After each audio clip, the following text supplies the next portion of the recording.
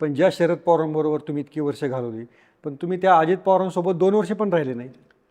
आता प्रत्येकाच्या स्वभावाचा फरक असतो. हं. तसा काय तर असेल. पवारसाहेब हे सगळ्यांना बरोबर घेऊन जाणार होते.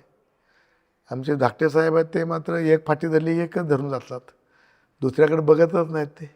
हा मेला आहे का जिता आहे का हा चुकीचा आहे का बरोबर आहे का. हा त्यामुळे झालं असेल तसं. अच्छा. त्यामुळे आमच्यावर खूप अन्याय झाला.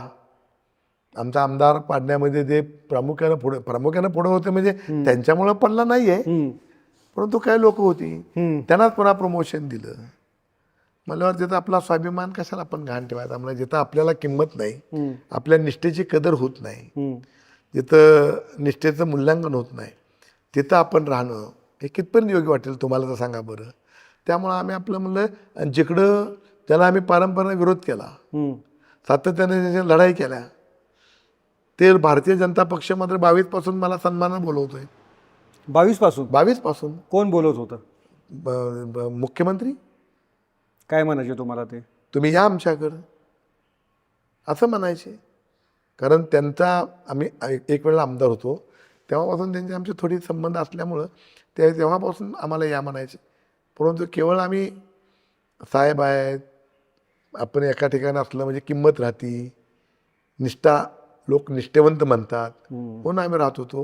परंतु जिथं आम्ही निष्ठा व्हायली तिथं आम्हाला लाथा घालायला लागली.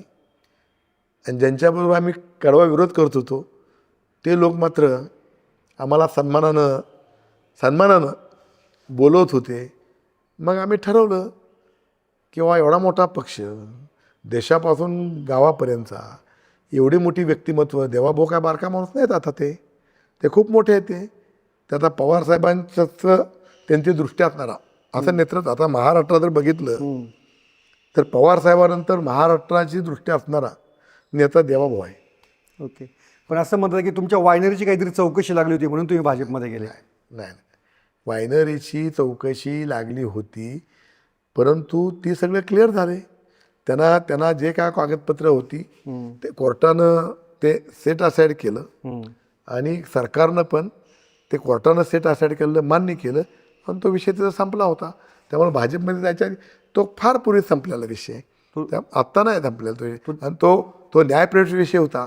त्यामुळं कुठल्या सरकारचा कोणाचा हस्तक्षेप करण्याचा प्रश्नच येत नव्हता. हायकोर्टाच्या पुढं कोण हस्तक्षेप करत असतं, आपण तसं कसं कुणाला हस्तक्षेप करायचं. ते न्यायालयानं न्यायदेवता ही पारदर्शक असती आणि आहे पण. त्यामुळं त्यांनी ते काढलं सगळं सत्य काय नसत्य काय आणि त्याप्रमाणे आम्हाला ते ऑर्डर सीट असाईड करून टाकली.